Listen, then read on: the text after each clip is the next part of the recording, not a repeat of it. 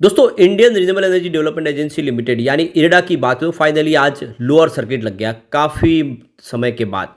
अब जैसे कि आपको पता होगा रेगुलरली मैंने कहा है कि जब लगातार अपर सर्किट लगते तो वहाँ पे लोअर सर्किट की भी संभावना बन जाती है और इसीलिए जो शॉर्ट टर्म और मिड टर्म इन्वेस्टर उनसे लगातार कहा है कि आपको प्रॉफिट बुक करनी चाहिए। कल के वीडियो में भी यही बात कही थी, उससे पहले भी कही थी कि आपको प्रॉफिट बुक करना चाहिए।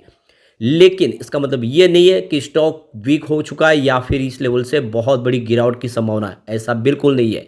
यहाँ पे जो बड़ी गुड न्यूज़ निकल के आ रही है वो इशारा करे कि बहुत जल्द यहाँ पे फिर से शानदार तेजी बनेगी।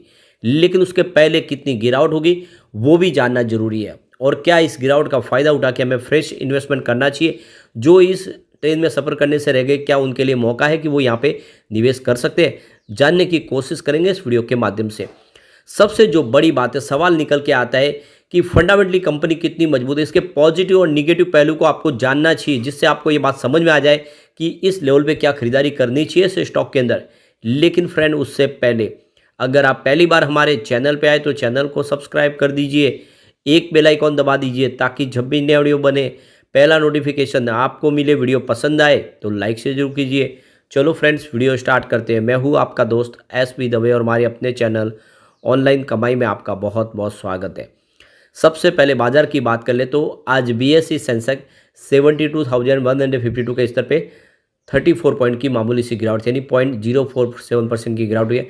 वैसे बाजार की शुरुआत तो काफ़ी शानदार हुई थी, लगभग देख सकते हो कि 300 साढ़े 300 पॉइंट की तेज़ी के साथ बाजार ने शुरुआत की, लेकिन बाजार ऊपर के लेवल पे टिक नहीं पाया और आप देख सकते हो कि यहाँ पे गिरावट कुछ हुई है ज़रूर। लेकिन BSE फाइनेंशियल सर्विस में अच्छी खासी तेज़ी थी। 10,249 के स्तर पे 77 पॉइंट की तेजी यानी 0.76% की तेजी थी BSE फाइनेंशियल सर्विस में।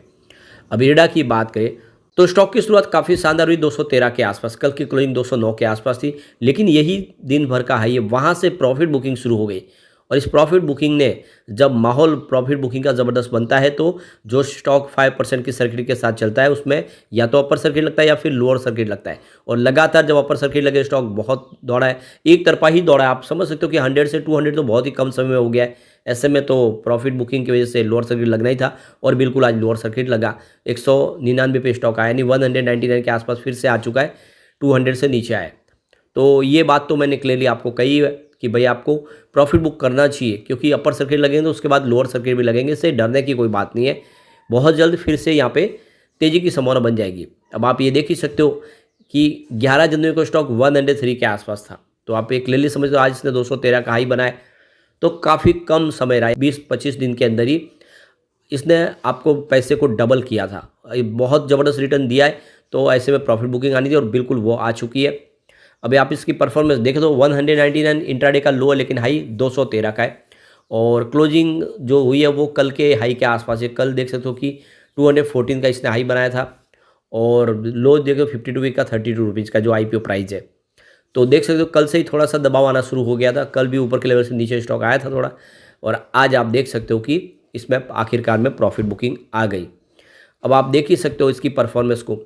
31 जनवरी को स्टॉक 181 के आसपास था, जहाँ पे 5% का अपर सर्किट लगा। 1 फरवरी की बात करें तो क्लोजिंग 185 के आसपास हुई, जहाँ पे 2.2% की तेज़ी बनी। फिर 2 फरवरी की बात करें स्टॉक आ गया 195 के आसपास, जहाँ पे फिर से 5% का अपर सर्किट लगा। 5 फरवरी की बात करें क्लोजिंग 204 के आसपास है, जहाँ पे फिर से 5% का अपर सर्किट लगा। और कल 6 फरवरी की बात करें तो क्लोजिंग 209 के आसपास है, जहाँ पे 2.3% की तेज़ी बनी। कल भी सर्किट लगा था लेकिन सर्किट खुल गया, ये बात का सबूत था कि स्टॉक अब गिरने को तैयार है। तो बिल्कुल वैसे ही हुआ और आज गिरावट हुई है। आज वॉल्यूम भी काफ़ी कम है क्योंकि जल्दी सर्किट भी लगा। तो पिछले 1 महीने पहले इसका 8 करोड़ का वॉल्यूम था, 3 करोड़ की डिलीवरी उठाई गई थी। 1 वीक पहले भी 8 करोड़ का वॉल्यूम हुआ, 3 करोड़ की ही डिलीवरी उठाई गई थी और कल भी 8 करोड़ का ही वॉल्यूम था और 3 करोड़ की डिलीवरी उठाई गई। यानी लगातार वॉल्यूम और डिलीवरी बेस्ड काम सब एक जैसे ही हो रहा था। आज वॉल्यूम लगभग आधा हुआ है। अब यहाँ पे जो सबसे बड़ी गुड न्यूज़ निकल के आ रही है वो इशारा कर रही है कि यहाँ पे एक ज़बरदस्त तेज़ी फिर से आने वाली है, लेकिन उसके पहले यहाँ पे गिरावट होगी, स्टॉक थोड़ा नीचे आएगा, तो आपके लिए एक मौका होगा उस निचले लेवल से खरीदारी करने का। अगर आप लॉन्ग टर्म इन्वेस्टर तो बिना डरे इसमें निवेश को बनाए रखें, चिंता की कोई बात नहीं है। तो यहाँ पे सरकार ने यहाँ पे बड़ा फैसला किया है। सरकार ने ग्रीन हाइड्रोजन मिशन लॉन्च किया है। अब उसको प्रमोट करने के लिए एक यहाँ पे मीटिंग की गई है न्यू दिल्ली में। इस मीटिंग के दौरान कुछ फैसले लिए गए। एक मैकेनिज्म तैयार किया जाएगा जिसके माध्यम से ग्रीन हाइड्रोजन को प्रमोट किया जाएगा। अलग अलग सेक्टर में किस तरह से ग्रीन हाइड्रोजन का इस्तेमाल शुरू किया जाए फ्यूल के रूप में। तो देख सकते हो सरकार ने ग्रीन हाइड्रोजन मिशन जो लॉन्च किया है, अब उसको सरकार तेज़ी से आगे बढ़ाना चाहती है और इसीलिए हमारे रिन्यूएबल एनर्जी और पावर मिनिस्टर आर.के. सिंह की तरफ से एक उनकी अध्यक्षता में मीटिंग हुई है न्यू दिल्ली में। इस मीटिंग के अंदर बहुत सारे फैसले लिए गए। सोलर एनर्जी, विंड एनर्जी का किस तरह से इस्तेमाल करना है और इसके माध्यम से ग्रीन हाइड्रोजन फ्यूल बना के उसको अलग अलग इंडस्ट्रीज में किस तरह से इस्तेमाल के लायक बनाना है। इस मीटिंग के दौरान देखें तो रिन्यूएबल एनर्जी मिनिस्ट्री की तरफ से तो ये मीटिंग हुई है, लेकिन साथ में एनटीपीसी, सेंट्रल इलेक्ट्रिसिटी कमीशन और सोलर एनर्जी कॉरपोरेशन ने भी यहाँ पे हिस्सा लिया है। सब ने मिल के अपनी एक सुर में राय रखी है कि बहुत जल्द हमें ग्रीन हाइड्रोजन मिशन को आगे बढ़ाना है और यूनियन मिनिस्टर की तरफ से कहा गया है कि बहुत जल्द एक ऑफिशियल ड्राफ्ट तैयार किया जाएगा, स्कीम लाई जाएगी और लोगों को ज़्यादा से ज़्यादा बेनिफिट देने की कोशिश की। जो भी ग्रीन हाइड्रोजन फ्यूल का इस्तेमाल करेगा उनके लिए नई स्कीम लाई जा रही है और साथ में इकोनॉमिक और टेक्नोलॉजी के दम पे किस तरह से इसको आगे बढ़ाया जाए, कौन सी इंडस्ट्रीज़ में इस्तेमाल किया जाए। जैसे कि आप देखें तो व्हीकल हो, अलग अलग ट्रांसपोर्टेशन इंडस्ट्रीज और इंडस्ट्रियल एरियाज़ के अंदर दो अलग अलग कंपनीज हैं, उनमें भी अफोर्डेबल ये एनर्जी का इस्तेमाल किया जा सके और इसको लेकर बहुत जल्द पूरा ड्राफ्ट तैयार होने वाला है। इंडिया के पास वो सारा पोटेंशियल है कि ज़्यादा से ज़्यादा ग्रीन हाइड्रोजन का निर्माण हो सकता है, क्योंकि हमारा जो हमारा जियोग्राफिक कंडीशन है उसके हिसाब से हम विंड और सोलर एनर्जी का निर्माण कर सकते हैं और उसको पानी से गुजार के उससे ग्रीन हाइड्रोजन भी बना सकते हैं। तो जो हमारा मिशन है उसको हम पूरा करने के लिए सरकार ने कमर कस ली है। ज़्यादा से ज़्यादा ग्रीन हाइड्रोजन का निर्माण करना है, इसको यूटिलाइज करना है और साथ में उसको एक्सपोर्ट भी करना है अलग अलग देशों में।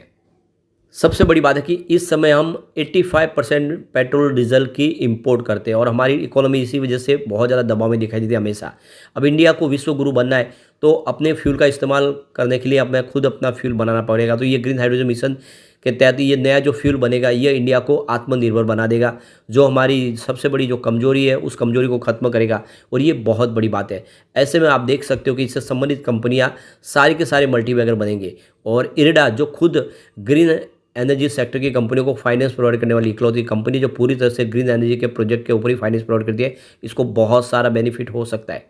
सबसे जो बड़ी बात है कि यहाँ पे हर साल करीब 5 मिलियन टन्स ग्रीन हाइड्रोजन के निर्माण का लक्ष्य रखा गया है और करीब 125 गीगावाट की नई रिन्यूएबल एनर्जी कैपेसिटी को ऐड करने का सरकार की तरफ लक्ष्य के साथ आगे बढ़ रहे हैं और करीब 8 लाख करोड़ का यहाँ पे इन्वेस्टमेंट आने की संभावना बनेगी।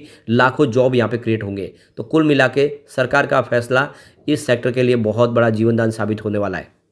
अब यहाँ पे जो सबसे बड़ी बात है इसका बिजनेस जो लगातार बढ़ रहा है और इसी वजह से कह सकते हैं इसकी प्राइस बढ़ेगी ही बढ़ेगी। आप देख लो कि दिसंबर 2022 में जहाँ पे इनका रेवेन्यू 869 करोड़ के आसपास था, वो दिसंबर 2023 में बढ़ के 1253 करोड़ तक पहुँच गया है और पिछले 4 क्वार्टर से आप देख ही सकते हो कि लगातार रेवेन्यू बढ़ ही रहा है। इस बार आंकड़े सबसे ज़्यादा शानदार और उत्साहवर्धक है। दूसरी तरफ अगर हम फाइनेंसिंग प्रॉफिट की भी बात करें तो ये भी काफ़ी उत्साहवर्धक आंकड़े हैं। आप देख सकते हो कि दिसंबर 2022 में 240 करोड़ का फाइनेंसिंग प्रॉफिट था, जो इस बार बढ़ के 394 करोड़ तक पहुंच गया। नहीं, काफ़ी उत्साहवर्धक तरीके से आपको बिजनेस बढ़ता हुआ दिखाई देगा। यहाँ पे अगर हम बात करें नेट प्रॉफिट आफ्टर टैक्स तो देखो कि दिसंबर 2022 में 201 करोड़ के आसपास था, जो इस बार 336 करोड़ तक पहुँच गया है और सितंबर में ये 285 करोड़ के आसपास था। तो काफ़ी ज़बरदस्त यहाँ पे आंकड़े बढ़े हैं, प्रॉफिट बहुत तेज़ी से बढ़ रहा है और पिछले कुछ सालों से भी देखें तो काफ़ी बहुत ही उत्साहवर्धक आंकड़े हैं।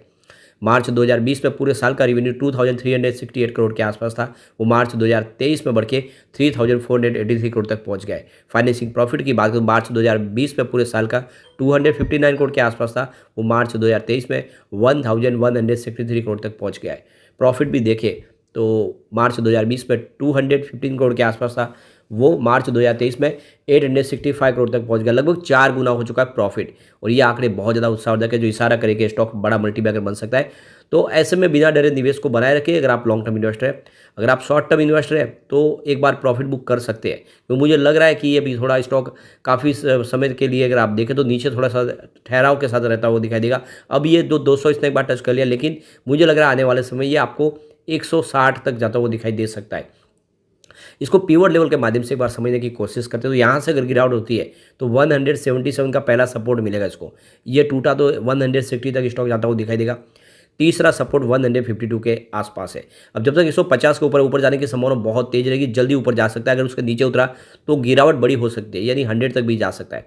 अब पॉजिटिव माहौल बना तो 203 का फर्स्ट रजिस्ट्रेशन है, इसको पार कर लिया तो 212 तक स्टॉक जाएगा और एक बार 212 टच कर गया तो फिर 229 तक भी जा सकता है, यानी एक फ्रेश हाई बनती हुई दिखाई देगी।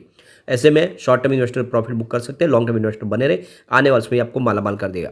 लेकिन फ्रेंड, कोई भी इन्वेस्टमेंट करने से पहले अपने फाइनेंशियल एडवाइजर से बड़े ले ले या अपना खुद का रिसर्च करें, क्योंकि मैंने वीडियो आपके एजुकेशनल पर्पज के लिए ही बनाया। वीडियो पसंद आए तो लाइक से जरूर कीजिए और चैनल को सब्सक्राइब कर दीजिए। Thank you friend.